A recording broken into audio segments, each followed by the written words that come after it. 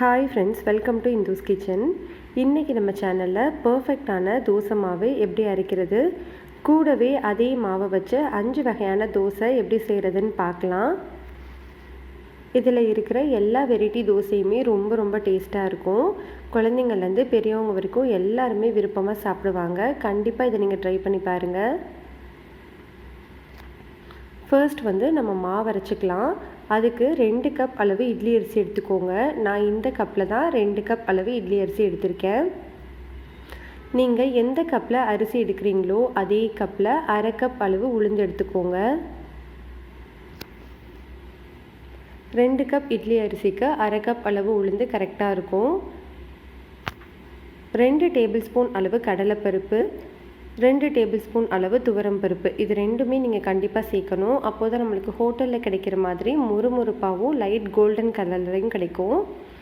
1/4 teaspoon அளவு வெந்தயம். இது எல்லாத்தையுமே ஒரு 2லேருந்து 3 முறை நல்லா கழுவி எடுத்துக்கலாம். கழுவினதுக்கப்புறமா இதில் ஒரு 3 கப் அளவு தண்ணி சேர்த்து ஊற வச்சுக்கோங்க. இப்போ இதில் ஒரு மூடி போட்டுட்டு 4 மணி நேரம் ஊறட்டும். 4 மணி நேரத்துக்கு அப்புறமா நம்ம எடுத்து பார்க்கலாம். பாருங்கள், நல்லா ஊறி வந்திருக்கு பாருங்கள். எப்போவுமே இட்லி தோசைக்கு மாவு அரைக்கும் போது மேக்ஸிமம் கிரைண்டர்லேயே அரைச்சிக்கோங்க. உங்களுக்கு முடியாத பட்சத்துக்கு மிக்சியில் அரைச்சிங்க அப்படின்னா ஐஸ் வாட்டர் யூஸ் பண்ணி அரைச்சிக்கோங்க. அப்போ தான் நம்மளுக்கு மாவு ரொம்ப சூடாகாமல் இருக்கும். ரொம்ப நைஸாகவும் இல்லாமல் ரொம்ப கொரகொரப்பாகவும் இல்லாமல் லைட்டாக கொரகொரன்னு அரைச்சிக்கோங்க. பாருங்கள், நம்மளுக்கு மாவு அரைச்சி ரெடி ஆகிடுச்சு. இதை ஒரு 8 மணி நேரம் புளிக்க வச்சுக்கலாம். 8 மணி நேரத்துக்கு அப்புறமா மாவு நல்லா பொங்கி வந்துருச்சு. இப்போ இதை ஒரு கரண்டி வச்சு நல்லா மிக்ஸ் பண்ணி விட்டுருங்க.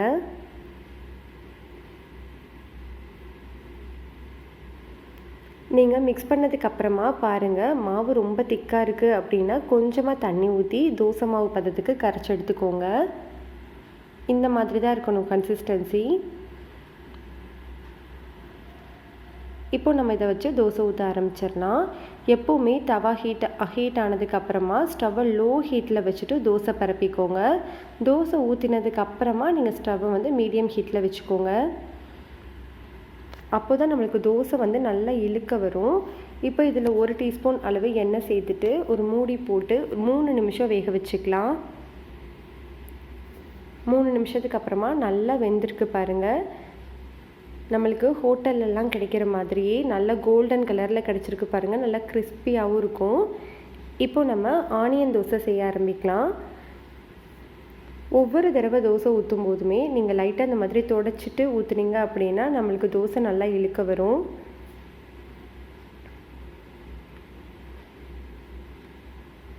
தோசை இந்த மாதிரி ஊற்றுனதுக்கு அப்புறமா பொடியாக நறுக்கின வெங்காயத்தை சேர்த்துக்கோங்க. உங்களுக்கு வெங்காய ஃப்ளேவர் அதிகமாக பிடிக்கும் அப்படின்னா நீங்கள் அதிகமாக சேர்த்துக்கலாம்.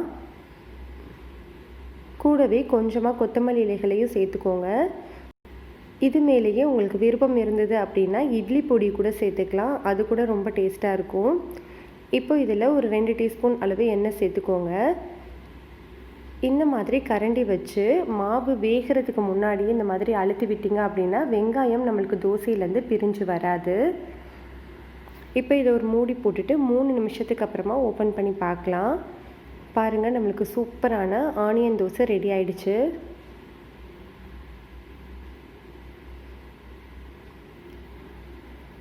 ரெண்டாவது நம்ம பொடி தோசை செஞ்சுக்கலாம்.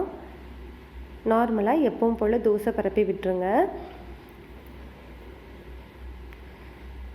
பொடி ஸ்பூனில் வச்சு நீங்கள் ஸ்ப்ரெட் பண்ணுறதை விட கையில் இந்த மாதிரி தூவும் போது எல்லா சைடுமே ஈவனாக இருக்கும். உங்களுக்கு இட்லி பொடியோட ரெசிபி வேணும் அப்படின்னா டிஸ்கிரிப்ஷன் பாக்ஸில் இருக்குது. வேணும்னா நீங்கள் செக் பண்ணி பார்த்துக்கோங்க. பொடி தோசைக்கு நல்லெண்ணெய் சேர்த்து செஞ்சீங்க அப்படின்னா டேஸ்ட் வாசனை ரொம்ப சூப்பராக இருக்கும். கண்டிப்பாக ட்ரை பண்ணி பாருங்கள். இப்போ இதையும் மூடி போட்டு ஒரு 3 நிமிஷத்துக்கு அப்புறமா பாருங்கள் எவ்வளோ கிறிஸ்பியாக எவ்வளோ சூப்பராக இருக்குது அப்படின்னு சொல்லிட்டு சூப்பரான பொடி தோசை ரெடி ஆகிடுச்சு. இப்போ இதில் நம்ம ஒரு முட்டை தோசை ஊற்றிக்கலாம். தோசை ஊற்றினதுக்கப்புறமா ஸ்டவ்வை லோ ஹீட்லேயே வச்சு ஒரு முட்டை, கொஞ்சமாக வெங்காயம், கொஞ்சமாக கொத்தமல்லி இலைகளை தூவிட்டு இந்த மாதிரி ஸ்பூன் வச்சு எல்லா பக்கமுமே படுற மாதிரி பரப்பி விட்டுருங்க. நல்லா பரவலாக பண்ணதுக்கப்புறமா நீங்கள் உங்களுக்கு பெப்பர் பொடி வேணும்னா பெப்பர் தூள் சேர்த்துக்கலாம், இல்லை மிளகாய் தூள் கூட சேர்த்துக்கலாம். நான் இன்றைக்கி கொஞ்சம் அதிகமாக பெப்பர் சேர்த்துருக்கேன். உங்களோட காரத்துக்கு ஏற்ற மாதிரி நீங்கள் சேர்த்துக்கோங்க. இதில் ஒரு 2 டீஸ்பூன் அளவு எண்ணெய் சேர்த்துட்டு இதை மூடி போட்டு வேக வைக்கக்கூடாது. ஓப்பன்லேயே ஒரு 2 நிமிஷம் வேக வச்சுக்கோங்க.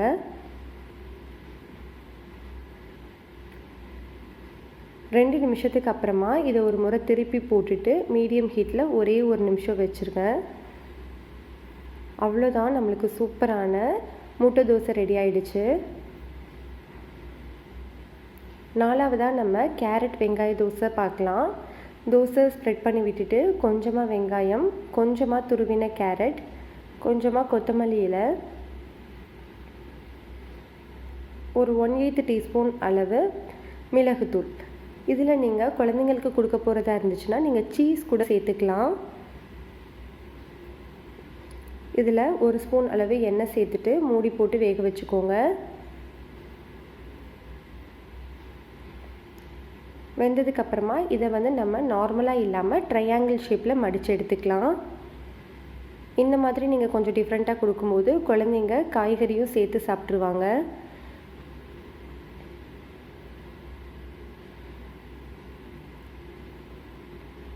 இதை ஒரு முறை லைட்டாக திருப்பி போட்டுட்டு ஒரு 30 செகண்ட் கழித்து எடுத்துடலாம். அவ்வளோதான், நம்மளுக்கு சூப்பராக ரெடி ஆகிடுச்சு. அஞ்சாவதாக நம்ம தக்காளி தோசை பார்க்கலாம். அதுக்கு ஒரு பெரிய சைஸ் தக்காளியை ஒரு மிக்ஸி ஜாரில் ரஃப்பாக கட் பண்ணிவிட்டு சேர்த்துக்கலாம். 1/4 டீஸ்பூன் அளவு சீரகம், ஒரு சின்ன பீஸ் அளவு இஞ்சி. ரொம்ப சேர்த்திங்க அப்படின்னா அதோட ஃப்ளேவர் டாமினேட் பண்ணும், அதனால் சின்ன பீஸ் அளவு இஞ்சி சேர்த்துக்கோங்க. 1/8 டீஸ்பூன் அளவு தனி மிளகாய் தூள். இப்போது இதை நல்லா ஸ்மூத்தான பேஸ்ட்டாக அரைச்சி எடுத்துக்கலாம். அரைச்ச பேஸ்ட்டை நம்மளோட தோசை மாவில் கலந்துடலாம். தக்காளி தோசை செய்கிறதுக்கு மட்டும் நீங்கள் மாவு ஃபஸ்ட்டு கரைக்கிறீங்க இல்லையா, கரைச்சதுலையே கொஞ்சம் தனியாக எடுத்து வச்சுக்கோங்க.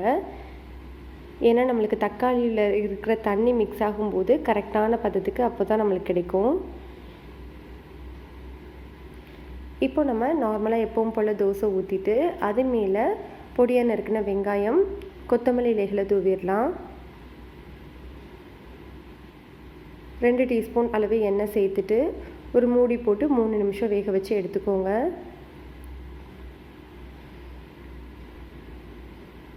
இந்த மாதிரி நம்ம அழுத்தும் போது தோசையிலேருந்து வெங்காயம் பிரிஞ்சு வராமல் இருக்கும்.